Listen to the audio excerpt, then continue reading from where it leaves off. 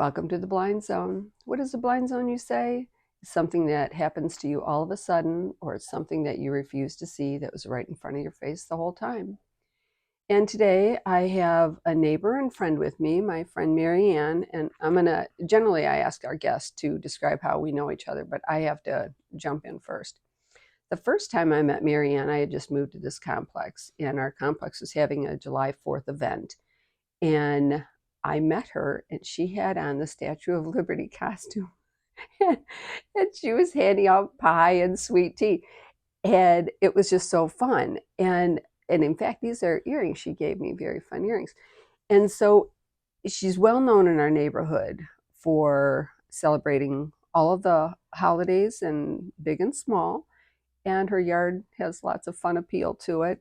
And you'll find out why this is so interesting and why I'm making such a point of it is because it's a very big contrast to the topic we're going to talk about today. And I'll describe that right after I introduce her. I'd like you to meet my good friend Mary Ann. So say hello. I'm very glad to be here. It's exciting in a way, but it's also scary. Nerve-wracking. I'm nerve-wracking a little bit. Yeah. It'll be fine. By the end of it, you'll just know that this is just a good conversation. And so, because when we talked a couple days ago, you were in a bunny outfit distributing Easter things to some friends. And I really find that endearing, because one of the things that you do always point out is that you have a very positive attitude. You try to stay positive.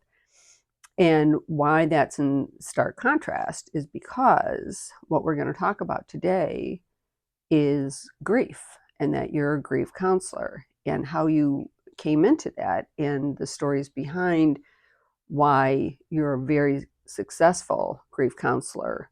And I don't mean successful in the way of, people knowing all about you, but successful in a way that you do it so well, you've taught others. But the other reason I wanted to bring this up, and I had wrote a book a million years ago, and it was called The Path God Made for Me. And I reread it, and I realized that that wasn't really true. But after you and I talked, I recognized that that was a title you could give a book for yourself, because you told me something that you learned in the second grade, and that's been something you learned, your foundation, and something you lived with and continue to do. And so I guess I'd like you to start there, because your Catholic upbringing and what you learned in the second grade has stuck with you. So if you could tell us a little bit about what you had learned and why it stayed with you this long. I will tell you what that was. Um, I I had a catechism. I went through Catholic schools all my life, and grade school, high school, and college. But when I was in second grade, I remember memorizing the second thing in that catechism, and it was a sort of a question, but not a question. It was, why did God make me? And the answer to that question was, He made me to know, love, and serve Him, and be happy with Him in heaven. I'm going to get teary-eyed in this, because from one extreme to the other, I mean, I'm a really happy person, but I'm going to tell my story, and it brings up tremendous emotion. I feel comfortable telling my story when I'm with other people that have a similar story, and I can tell them how my story can help them. But when I'm talking just to individuals that are not really familiar with what I went through, I find it awkward. Well, but grief is a universal thing. Yes, it because is. I've lost a lot of people in my life: my husband, my parents, my aunts, my uncles, a couple cousins. I mean, and I've lost two pastors that I couldn't even understand why they were taken, because I said, well, geez, they could have stayed and I could have left. They would have made a bigger footprint than me. But God's providential will, and they were gone. And so, but your story, and we had talked about this before too, excuse me, is that when we were younger, as women, we were given 4 choices. You could be a teacher, a nurse, a secretary, or a stewardess. And in our case, you were too short to be a stewardess, and I was too tall to be the stewardess. So we had to cut those out. But even back then, you knew that you were going to go into the nursing field. Because that was the most positive option. And it has worked out very well for me in terms of what I see God's purpose ends up with for me. And I went into nursing. I got a scholarship to go into nursing for a 4-year program, which was a dream come true because we had no money. And I came from a very not well family. What's the word? Dysfunctional. Dysfunctional family. And I was just blessed about this scholarship. So I was able to do a 4-year program, which was the first of a 5-year program. So I got a degree in nursing rather than an RN in nursing. In those times, that was just a beginning. I'm a very old lady, you know. So telling my story is crazy. But anyhow, I did get this scholarship, but I still didn't have enough money.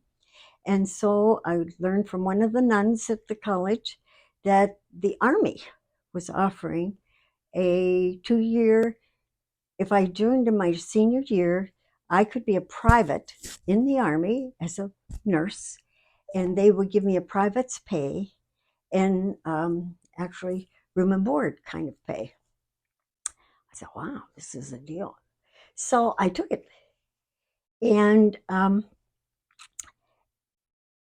in my senior year, I remember this, I was 20 years old, and I graduated from the college and I took my state boards, passed them, and the day after state boards, I got a call from the Army, you'd be on the next plane out to go to San Antonio.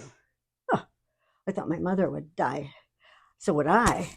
I mean, in those days, airplanes were not too great even. And I had to, I mean, I got a friend to drive me to the airport, and my mother went with me, and of course she was crying the whole way. But I got on this plane, and I had no idea what was going to be ahead of me. I was very knowledgeable about living, but I wasn't knowledgeable about all of this outside stuff of living. I grew up in a small community, a poor family community. I was, how do you say, not exposed to too many things in my life. The happiest part I went was Kennywood Park, which is a great Kennywood Park, sort of like a small Disney. And the happiest days of my life were at Kennywood Park. So I go to get on that plane. The plane went up and down. I was scared. I got there. I had no idea I had a suitcase. I had no idea when I got off the plane where I was going. Nobody was there to meet me. I had to find a way to get to Fort Sam Houston, which wasn't too far, I guess, but I don't even remember how I did it because it was so traumatic. And I was very shy. And I got there and it worked out beautifully. Somehow they told me they give me this for dinner and they give me that for dinner. And there's a nurse's station, go over and unpack. And that worked out well. And that was in August. In October, I went to a dance and I met my husband. And I had these 2 roommates because we were the only 3 that stayed in San Antonio after our basic training. And I came home that night and I said, I'm going to marry the man I just met. Well, that was a standing joke. I mean, nobody does that in those days, but they did get married soon.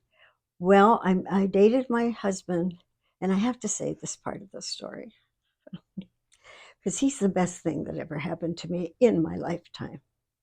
We were married for 60 plus years. We didn't know each other. We're totally different. He came from Wisconsin. I came from Pittsburgh. And we dated for 6 weeks, and then he left to go back to Wisconsin to finish a residency in pharmacy. Went back there. I didn't see him until December, when I got a ride with all his boyfriends up to Wisconsin to meet his parents for the first time. And that's when we got engaged. And the next time I saw him, we got married. So we actually just dated for 6 weeks before we got married. Well, that's a long story. I don't want to go there. But that's an important part, it's because a very important part. because what'll happen is, based on what you learned in the second grade and in the questions that were asked and answered in that, he becomes an integral part of your support and what comes later with your grief counseling.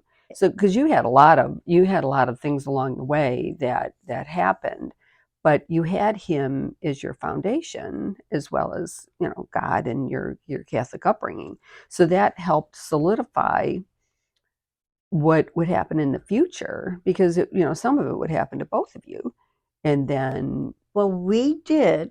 I don't want to interrupt you, but no, that's fine. while he was there, he met a priest.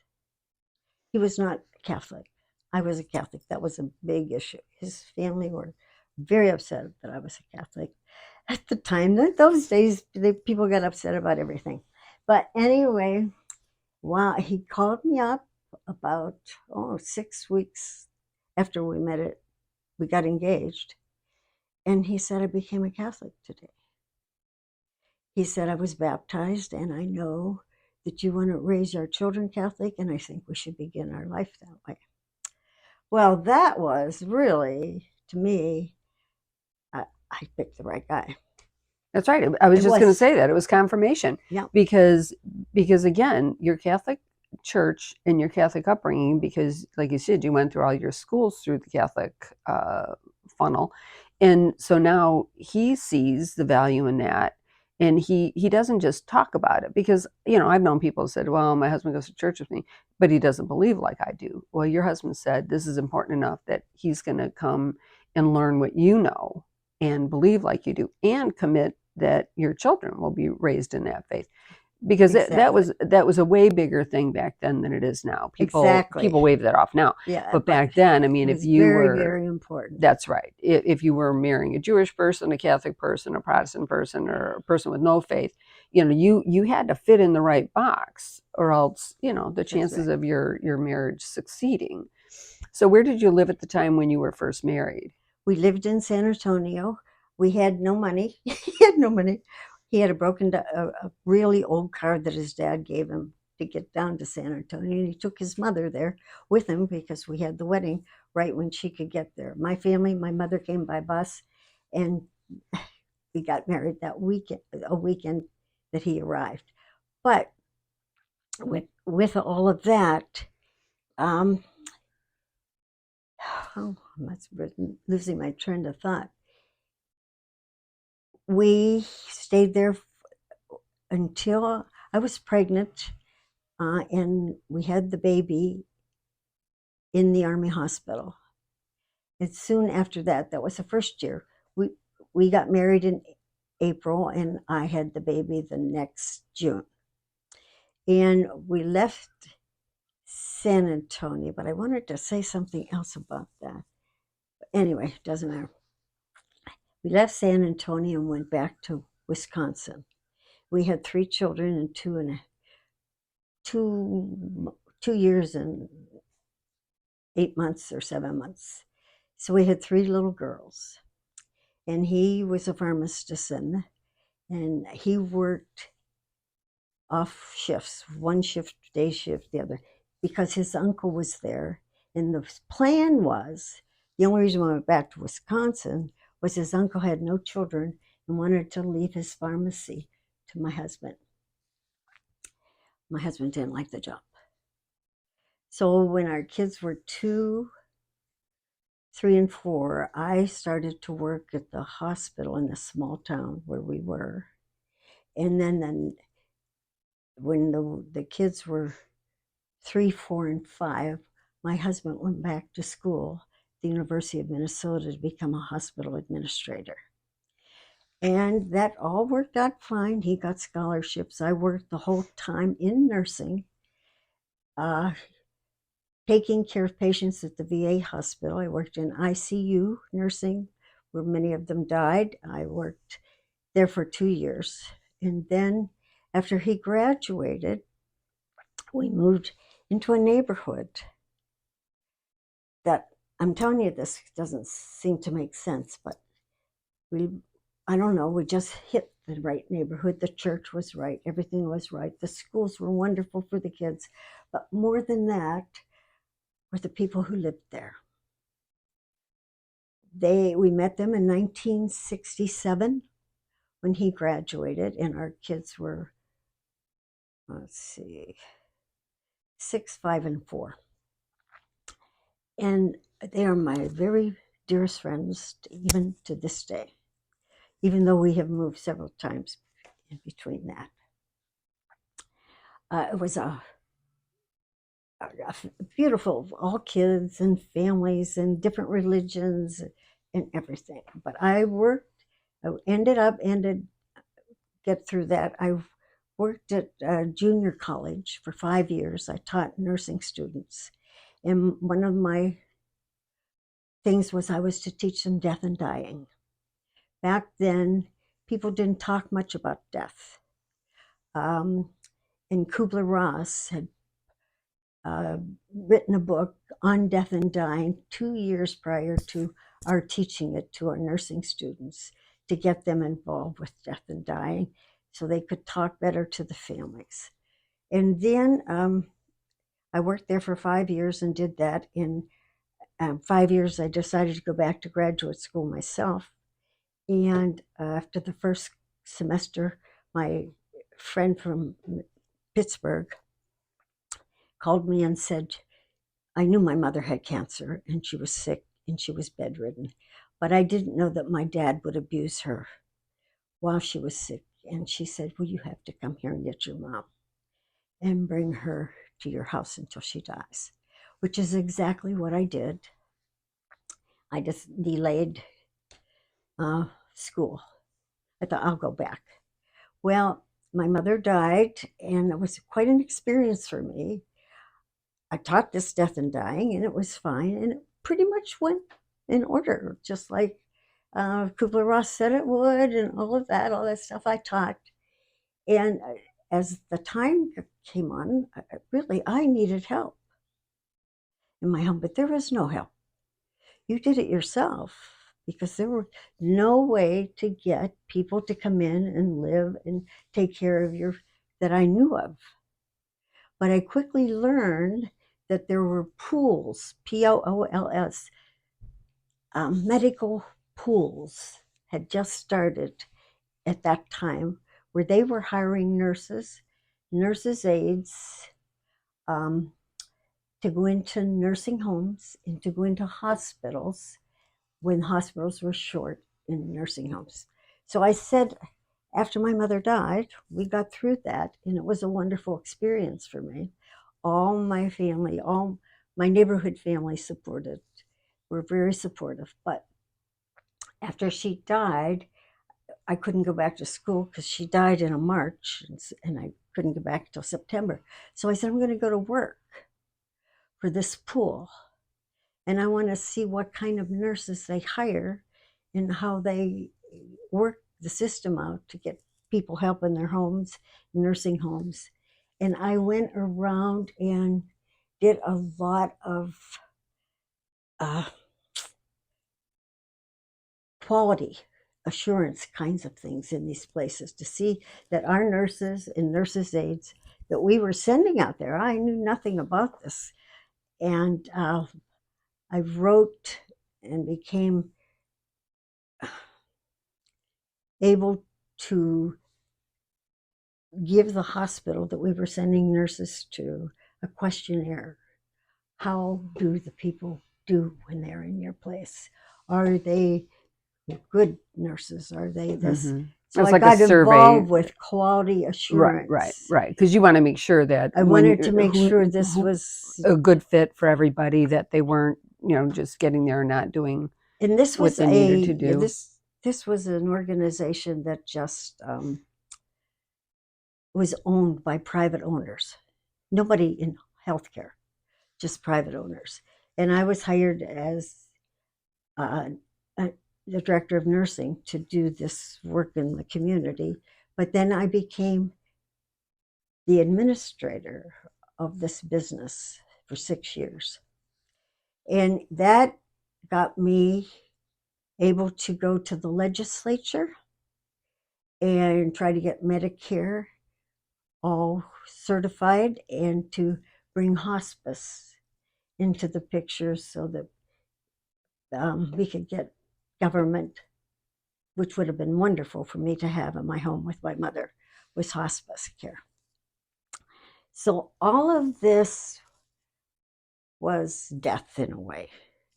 All of these jobs that I had put me in tune with sickness and in death. And I loved it. I loved every minute of it.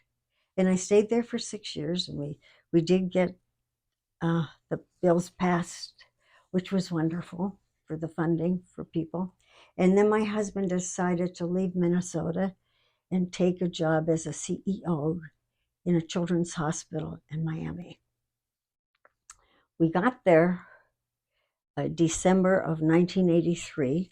All our daughters had gotten through school. Everything's really cool. Everything's nice, great. Well, we got a little preparation for the next few years. We got there and we were in the hotel. We took my youngest daughter with me because she said, I'll finish my senior year down in Florida. It'll be great. It'll be just fun. And so I did. We took her. And we left her in the hotel. We went out in the parking lot and we were robbed at gunpoint. Let me tell you. Not a good start to the... That was a shocker. We were going to the bank to put stuff in the bank. He took all my jewelry, everything. And I don't know, but my daughter stayed in the room. I was so happy about that. We were so confused for the next, we would turn our head everywhere we looked. What's going to happen here? We moved into the house and that went fine. So the first year, I started to look for another job similar to what I had in Minneapolis. But I said, well, we're just going to get things adjusted here, my daughter in school and everything else. And that all worked out well. And we brought Tom's folks. We got in a church. We liked the church. It's a long way to get to this, isn't it? It's very long. I don't know. You're doing fine. You're doing fine because now I know, because again, the path God made for me. So in the second grade, you heard questions, you answered the questions, and then through a series of events, you stayed the course and you found out that what you were good at was dealing with death, dying, and grief, and it prepared you well for your future. So now we're at the point where your past and your present at the time collide, and we'll move on with the story from that point. Yeah, God was in every part of it for some reason. No, not for some reason. God was in every part of it because you were faithful. I was faithful, but I wasn't. Right. I wasn't as faithful then because everything was going so well as I was in my younger years, and in my college years, and then our early married years, and then you take everything for granted after that. But the point is you were still faithful because what you heard in the second grade, you laid down as your foundation and you went back to it and you learned the things you needed to. Because this is the thing. Most people just, like a life is a salad bar and they take some from here and some from here. But you took what you were learning and you understood it and you grew with it. And you wanted to learn more about it, and then you helped the people around around you with the things you've learned, and so now it unfortunately comes to fruition for you. So what happened next? Well, next, that was 1983. We had a year.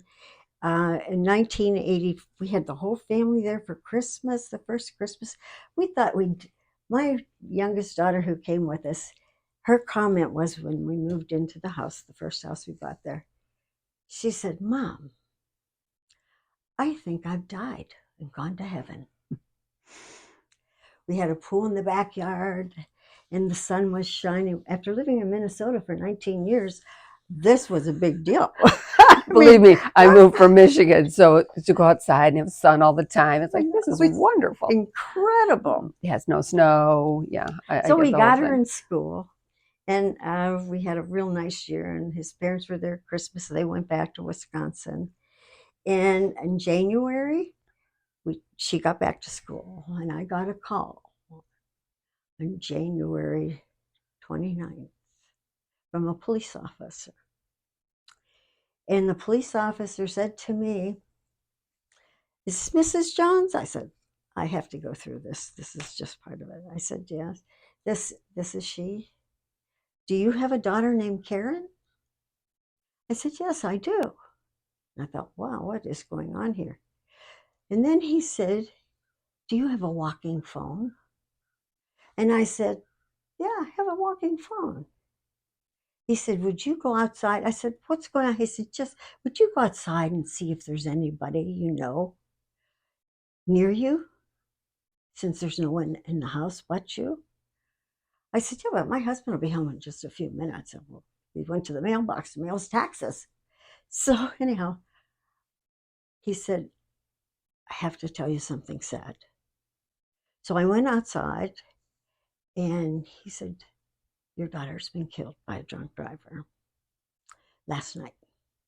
We would normally send some people over to tell you this in person, but it's gone too long because it's gotten through the news. The two girls were killed by a drunk driver last night. They were in a car. Your daughter had no identification because she was in pajamas.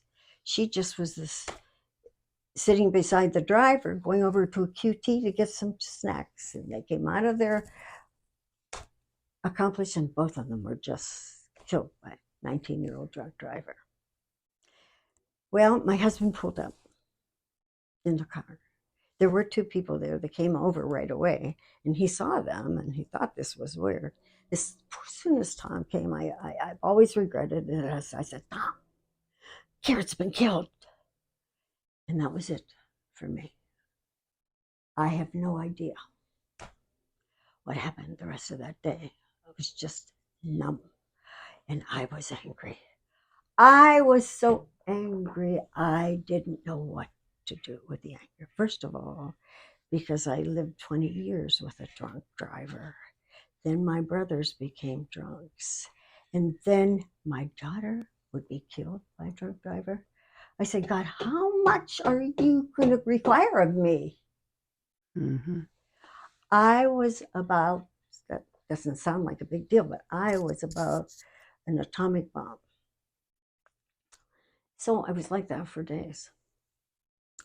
We did get through the funeral. Wonderful people helped. They put it all together. Um, my friend, my very close friend from Minneapolis flew down, had no money, flew down and was there for the funeral. Tom was like a zombie. We got some money from people in the hospital for donations, and MAD, MADD, had just started in Miami the year before. And the president of MAD, I called the phone number, got in touch with her. MAD consisted of her and a volunteer. That was MAD in Miami at the time. She said, "I'll come to your house and pick up the money." And she did. I have to tell this because That's fine. when she walked in the house, Tom was there. And he said, "You have saved my life," to the MAD lady. He didn't even know her. He said, "I didn't think I could ever get through this. And your son was killed last year by a drunk driver. You can show me I can do it." And in my view, that was God talking to Tom. And we did do that. We got involved with MAD. We did a whole lot of things because of his job, he was able to get an office. He was able to get all kinds of things, hired people. It worked out. Anyway, I want to say that a woman came to one of the MAD meetings early on. She was a nurse, and she talked about it, and she said, you know, I talked to her afterwards. I said, could you help me? I need help. This was after I asked Tom, what do you do for the children's parents whose kids die at Miami Children's Hospital? He says, I don't know what goes on there. But he said, I'm going to find out. And I said, find out how many die a year. And he came back. He says, there's 100 children die here a year. And we don't have anything except, they'll answer their questions and stuff like that. So I talked to my friend that I met at MAD. I said, I want to do something at Miami Children's Hospital. Support groups were starting back then. I had heard of support groups that some of the hospitals are doing for parents who lose their babies. And I had heard of another one of parents whose children were murdered.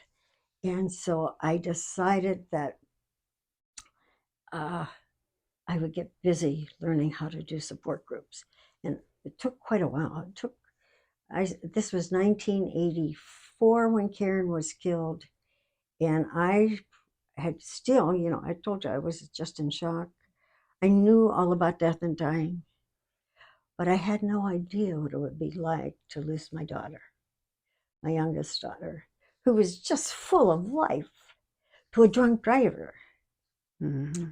So I had books all over the living room. I was depressed for a while, but I could read. Very few people in grief can read that are really in grief. Well, because that's the thing, that when you and I had talked about your story, I said you decided to do something about it and learn, and most people just fall into the pit. But you decided that there had to be a way out of this, and you had people surrounding you that were kind of guiding you and holding you up when you needed to be. But you also had the books and you had experiences of others. I think, that's one of the reasons why Alcoholics Anonymous works, because you have somebody who's standing next to you who knows what you're feeling. And so you have all those books of people who know.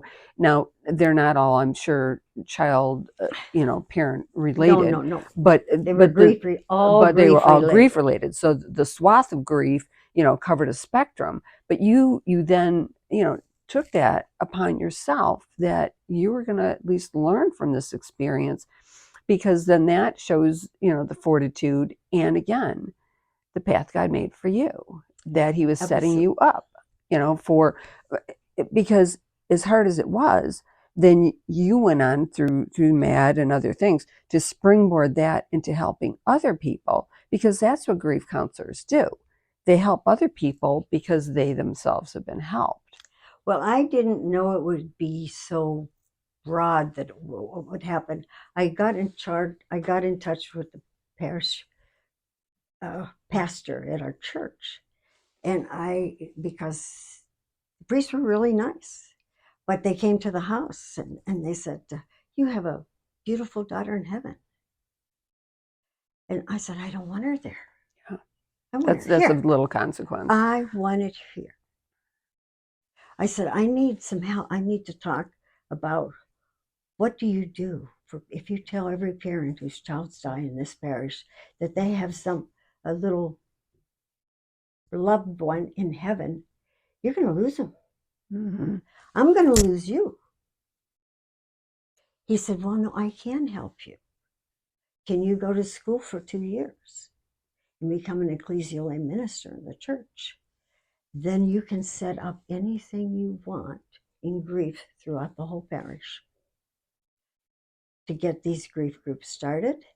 And I said, well, the other thing I want to do is I would like to have classes on Saturday morning for priests, because priests don't have the opportunities that other people have living in a family.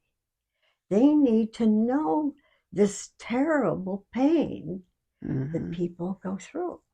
And so, because for one, and you hear it all the time with grief stories, people will say things that, you have to say in your head, I didn't really just hear you say that. Right. You're, like when people lose a miscarry, well, it was, God's will, and there'll be no, and all those things are so trite and not helpful. Right. And so They're painful. they're painful. And to say to the priest, I know you can play a role in this too. So I don't just want to learn this for me to teach others, but I want to teach you so that you don't come to my house and say, well, you have a beautiful daughter in heaven.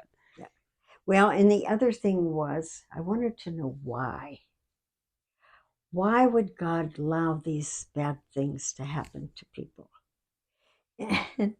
And that's when I really got close to the parish priest, because he gave a talk for about 200 people about why God allows bad things to happen. And I was not finding any answers in all my books, all the stuff that I did. And he knew I was in the audience. It was a bad thing, but we became so close after all this. And he was all done, and he thought he did done a great. There was another fellow who written a book about why. I can't think of the book right now. A very powerful book about why bad things happen to good people. Mm-hmm. And he kept saying, God loves you, etc., etc. And I said, okay, he's done. He said, any questions on this? I raised my hand. I said, yeah. Now, Father, would you tell me why bad things happen to good people? So he goes on and explains it a little bit again. And then he finished up, and I raised my hand. Father, can you tell me why bad things happen to good people? And this was the beginning of my feeling okay about God. Mm-hmm. The third time I asked him, he was very angry with me. He says, I don't know. I said, oh, yes, you do. You just answered the question. Yeah. And this is years ago, you have to remember, so I said, if you don't know, how can I know? Mm-hmm. And you need to tell me you don't know. Right. That would have been the more That truthful was if you answer. just told me. I'm searching, I've read all these books, I'm doing all this stuff with Matt, I'm doing all this stuff with the church. I have to know, why isn't my daughter here? Mm-hmm. So that was good. I worked after that in 1989. I actually became officially certified in grief counseling and grief education. Mm-hmm. And so I was doing all this for all the years that we were down there. And then it wasn't, Karen's death was not just traumatic for me and Tom. It was traumatic for our other two daughters. They were so close, they're not even a year apart, one of them. So it just was very, very difficult. And Tom and I were drowning. We couldn't help them too much. Mm-hmm. Mm-hmm. It's very hard for two people, anybody that's drowning, to help another person. So things got tough with the whole family situation got tough. Everybody was having problems, et cetera, et cetera. Anyhow, my one daughter had married, and we had a nice wedding down there, and she moved all over. She ended up in Atlanta. And then when she ended up in Atlanta, Tom and I, that we'd been in Miami for a long time. We loved our house. We moved to another house. There was so much stuff going on. It was unbelievable to catch up, but I want to catch up with this. When we moved to Atlanta, we moved here in 2006, November of 2006. And we connected with my daughter, who had gotten married when we thought she had a good marriage, but she divorced her husband, and they moved into the Orchards, she and her two daughters. So I said to Tom, we're getting older now. We can give up some of this stuff, and we'll move up to Atlanta and downsize and enjoy our grandchildren some more, which we had done all the way through all the rest of the years. And we got here, and so I said November, and then in 2008, this daughter that lived here, she got um, breast cancer. What's the name of the breast cancer? See, I'm losing it. It was my birthday, and she was going down for a breast a mammogram the next day. She had scheduled, and I said to her, "What kind of a mammogram are you getting?" She said, "I'm getting a diagnostic." I said, "What do you mean you're getting a diagnostic mammogram?" "Well, that's what they called it." She said, "I have a little bump in my breast." I said, "Do you want me to go with you?" She says, "No, I'm going to go to work directly after that, so I won't." So then later the night, she called me and said, "Mom, maybe it would be good if you go with me." She said, "If Dad could come and pick you up, and I can still go directly to work, but it might be nice to have you there." So she got in the car that morning, and we're going down with Milton, and I said, "Let me see your breast." I saw her breasts, and I knew she would die. I thought, really, this can't happen again. This cannot happen again. She was 49. She had, what's the name of the breast cancer? Oh, I know it as well as my own. Anyway, we were elated to be here. It was a fluke that we made a decision to move up here. Well, you say that again. It wasn't a fluke. It was God. God Yes. planned it. But in when you're going through it, it looks like it was just circumstantial, Right. coincidental. But it wasn't. No, it was I God. knew immediately. That's right, because God knows the end from the beginning. He knew Right. from the beginning of time that we would be sitting here talking about this, and you'd be relating that. But it was again the path God made for me. It was inflammatory breast cancer. They have no cure for inflammatory breast cancer. So she was dead in 6 months. So, and she was divorced, and her kids were in college. And so we became all her everything. Mm-hmm. And oh my God, I remember that. It was incredible. I thought, but you were so busy. I was so busy. And God showed we got the right doctor. We wrote a letter, got the right best doctor for breast cancer.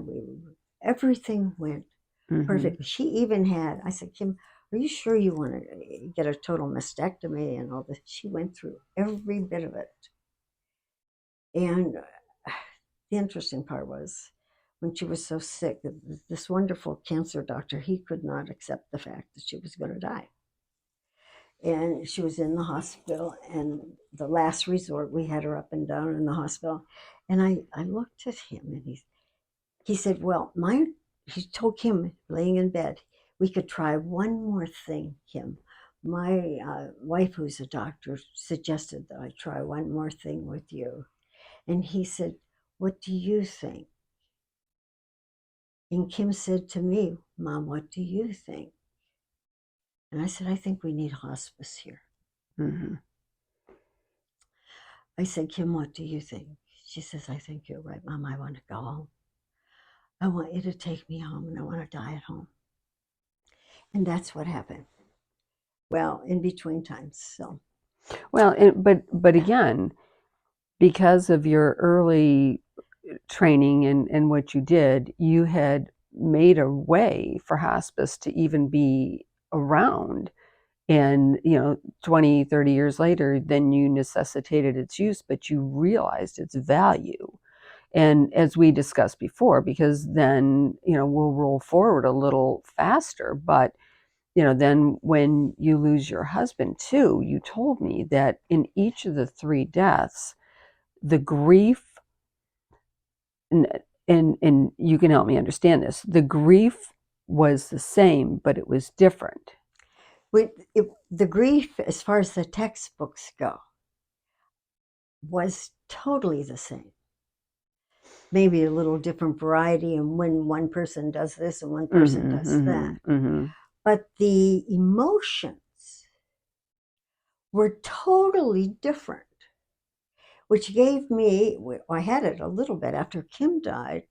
I knew that the people that I were talking to, I could just, they knew I still believe you have to have the education about grief.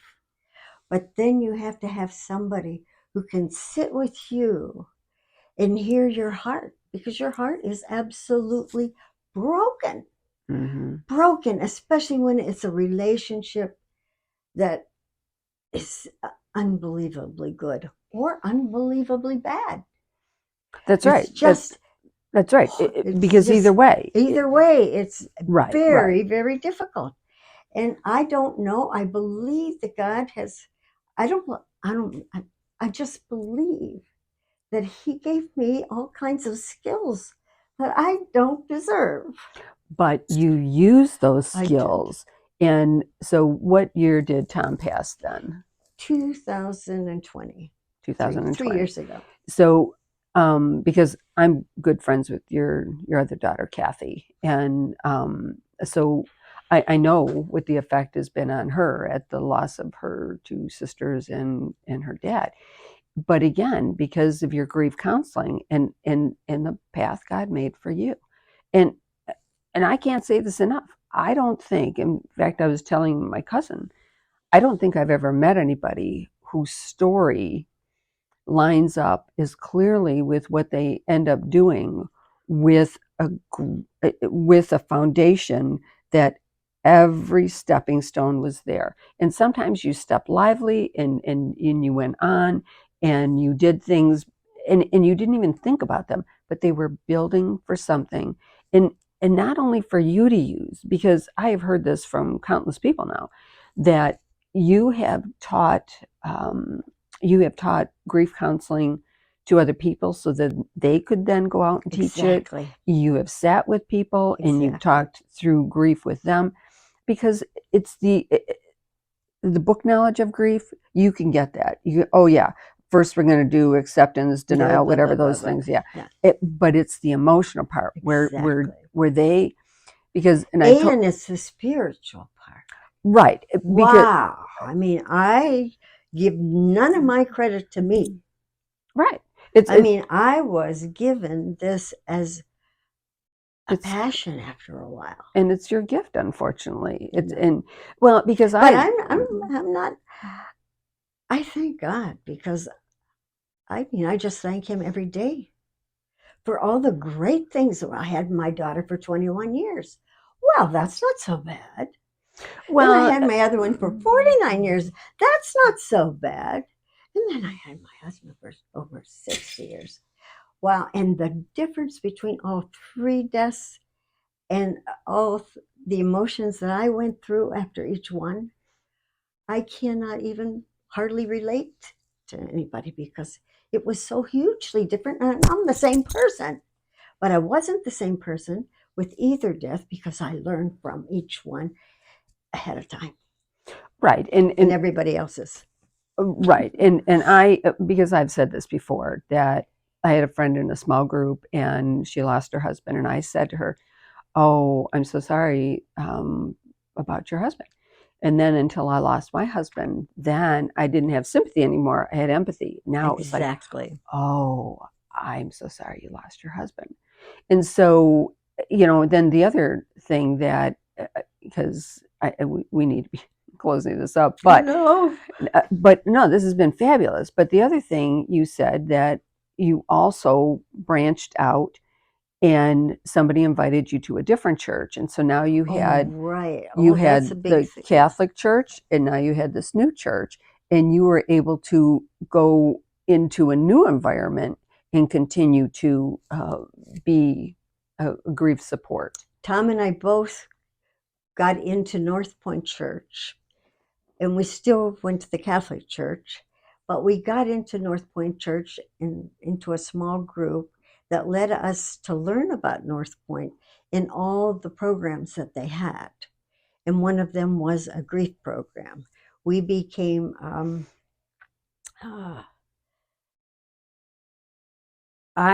we became leaders for, what's the name of the group? Restore. No, well, we are in Restore now. Restore is a one-on-one. Oh, okay. But that's what's the one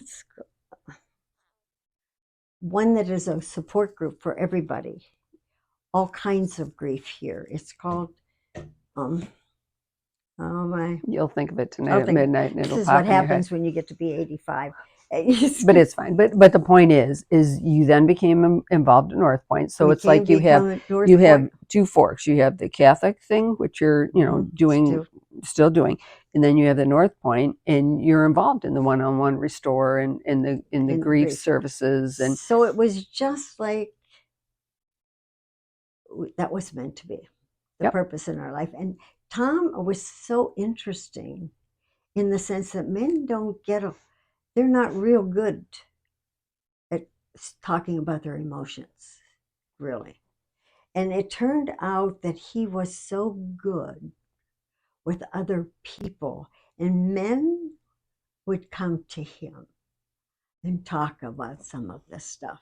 It was just like, I can go back here. I'm sure I've just had diarrhea of the mouth in this way here, but the story is so incredible even when I think about it.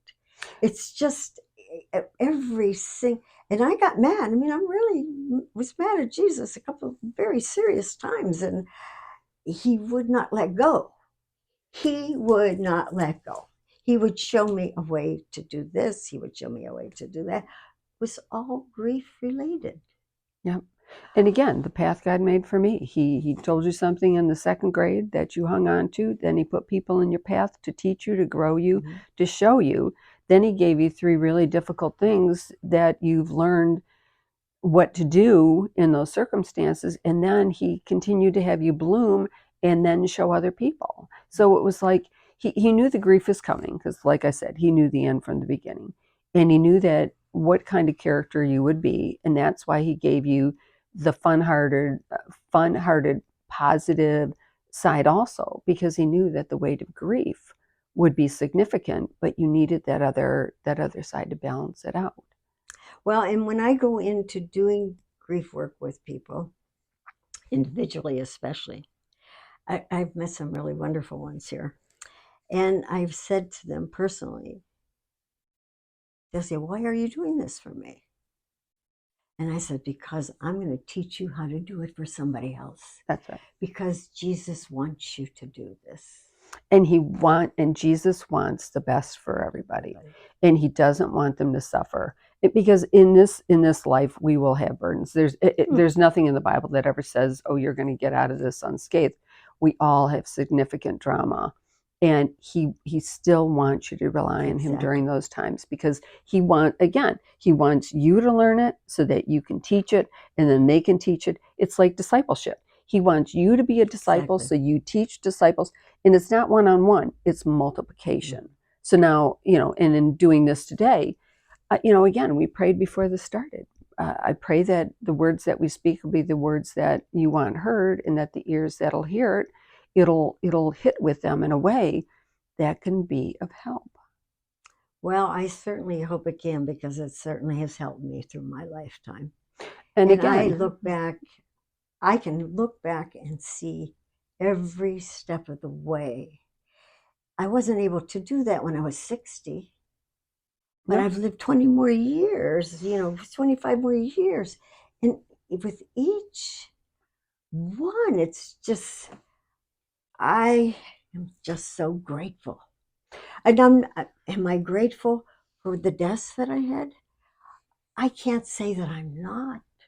I know. I mean, in a way, they have changed me. I don't know who that 37-year-old woman was. I wouldn't even know her if I saw her, because God has shown me the path to how to love in a different way. And again, that's what this story brings, that you have lived through some really hard times. You've used those things and you've positioned them forward, and you not only bring people along in your journey, but you show them how to exceed in their journey. Yes. Anyway, Okay, this has been that's this has enough. been great, and I I'm appreciate it. You know, you did a wonderful job, and I hope you're not nervous anymore because it went well. well. I'm nervous that I maybe left out something really Well, important. but again, when you write the story of your life, I'll I'm come not back going to on write and it. It's too okay. hard. Well, but again, it was very purposeful, and I hope it helps somebody, and I appreciate your doing it. It's very interesting that you do this, and I do like doing this because again, I pray, you know, God, who should I invite to come on the Blind Zone? And he has somebody pop up, and I always pray, you know, before we start, I pray, you know, the night before about how the whole thing's going to go, and then I trust it to whatever's going to happen after that. So again, thank you for coming by, and and you I'll. did a very nice job. Well, I like doing this, and it's just conversation for me. So anyway, again, thank you for joining us on the Blind Zone, and we'll see you next week.